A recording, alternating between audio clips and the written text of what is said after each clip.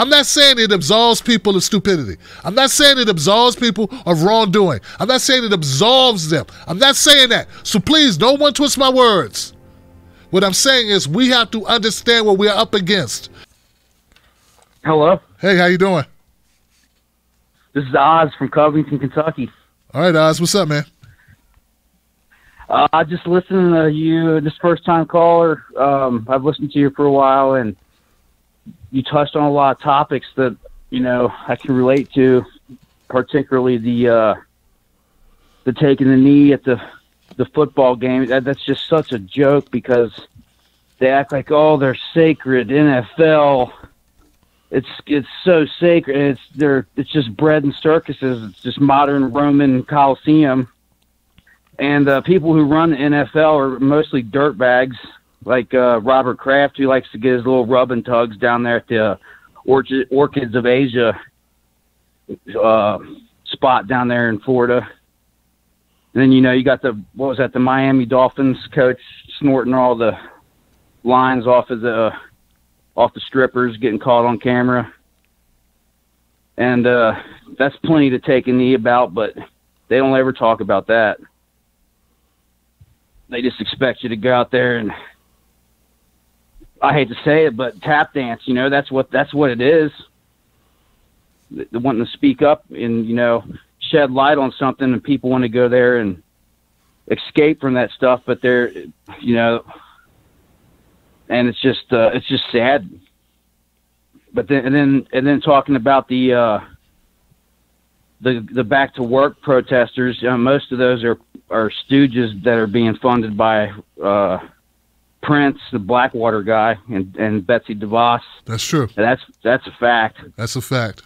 And they're being manipulated, and it's sick. You know, I'm pro Second Amendment, but those people make it look bad, and most of those people don't even really understand it to begin with. And imagine if you had a bunch of Black Panthers or Antifa going up in there and doing that, all armed to the teeth. They'd be gunned down. They'd probably use a flash incendiary grenades on them.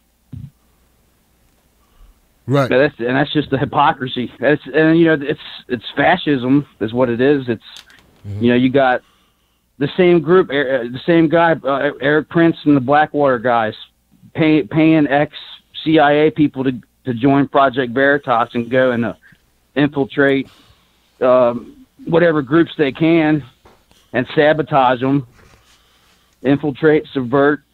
That's COINTELPRO. And then it's madness. I mean, the whole QAnon thing, that's CIA right there. All right, they're pumping out the death cult, you know? Okay. Hey, Oz, thank you for the phone call, man. I feel you, man. Thank you for the phone call, Oz. Mostly on point, man. I got to say this, man, because I don't want to miss this point. I think it's a point that we could all learn from, man. I'm on one tonight, so let me use what I got because it's all organic, man. And it may be fleeting. So check this out, Oz. Do you know why those people had a problem with the kneeling? And I don't think you do. And I don't think most people do. Now, I'm not talking about everybody. When we talk about, we're never talking absolutes. There are some people who are just, like I stated before, 10% of people just need to go.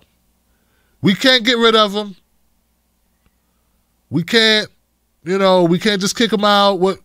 But they just need to go. And that's just a number. I just chose a number. It could be 20% of people. I don't know. But there's a percentage of people that just need to go. All right? They're hateful. They're horrible. Something broke when they were made. Something, I don't know. Something's wrong. Okay. It's in the water. It's in the food. Something's wrong. Okay. Not enough hugs. Something's wrong. Okay. We want to fix it. I don't know how we fix it. I'm just saying. We don't want them on the team, but they're on the team. They're there. They exist. Not our choice. We don't get to make the choice. But do you understand why some people feel the way they feel? You don't have to agree, but we got to stop being intellectually lazy because we want shit simple. It ain't simple, dog. Black people ain't going to never get it right, and black people don't understand white people enough to understand what the hell makes them think this way, and white people ain't going to get black people until they understand black people and what it is with black people so they understand what makes them that way. But this is the deal. This is what from running this show, it puts me in a certain position to get a lot of different calls all across the country, all across the world. Everyone doesn't do that. And when you talk to people that you don't get to see their faces, there are a lot of people, be honest with you, because it's like talking, it's like an anonymous poll. I get to do anonymous polls for years. There are people who don't necessarily worship the NFL. They got nothing else to live for, dude. They got nothing else positive, fun, exciting, interesting in their lives, man. They're let down, dude. They were told the world was going to be one way. It's not. They use football. Football is a thing in their life. It's an important thing in their life that gives them something that they're missing from all the dreams, the failed dreams that they had that they never reached, from the lie that they were told that they were special or that they could have it all, and they could have a beautiful home, or they could have 2.5 kids and a beautiful dog and a big house, or the lie that they were told that when they went to war they were fighting for a reason, that it was worth it, that the PTSD was worth it, that they were doing something that was worthwhile, that they were saving American lives. What they were doing was saving American dollars. What they were doing was making a country rich. What they were doing was bombing kids. You understand that you have to understand why people are the way they are. It's not just enough to say they're bigots. Everybody's not a bigot. Everyone's not a bigot. Everyone's not just getting it wrong on purpose. Some people get it wrong because they got so much pain, anger, frustration, and they've been lied to for so long, and they brought in. Look, Ben Jealous, former president of NAACP, said something to me I never expected him to say. I interviewed him when he was running for governor of Maryland. It was about Charleston, West Virginia we were talking about. No, Charleston, Virginia. It was right after the thing with the guy who ran over Heather Heyer, killed her. Right? And it was right after Trump said there were good people on both sides. They took that thing and ran with it. He said, Tim, America doesn't just incarcerate the most black people than any other country on earth. They incarcerate the most white people than any other country on earth. These people don't think about it that way because they're being continuously fed a mountain of BS. They're going to war because they're poor. Rich kids don't die in Iraq, in Afghanistan. We've been at war for how many years? Somebody's getting sick. Someone's dying. Someone's coming home screwed up. Someone's in a body bag. Do you understand? Some people believe in it.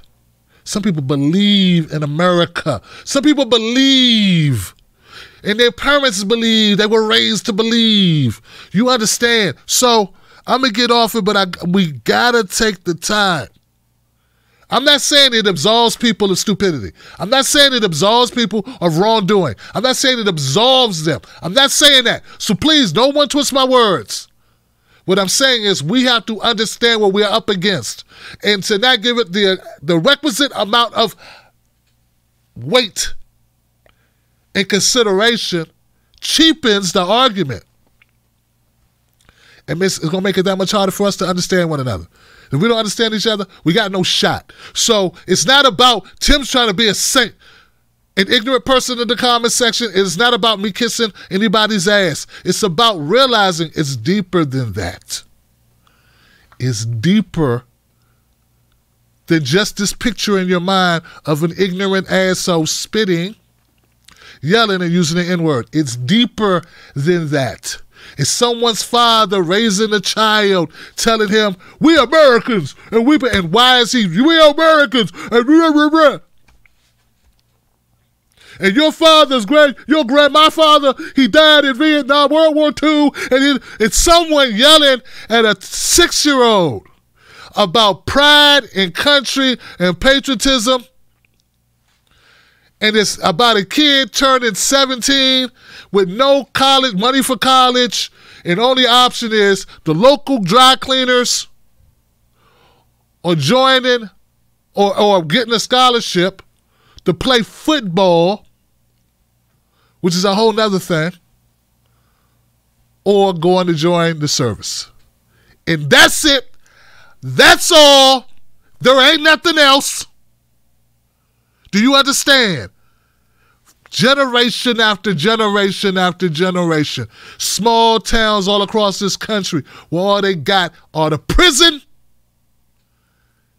joining armed services, meth, alcoholics. Get it? Not much else. All industry gone. So we got to look at it for what it is. And it's bigger and more screwed up than we can imagine.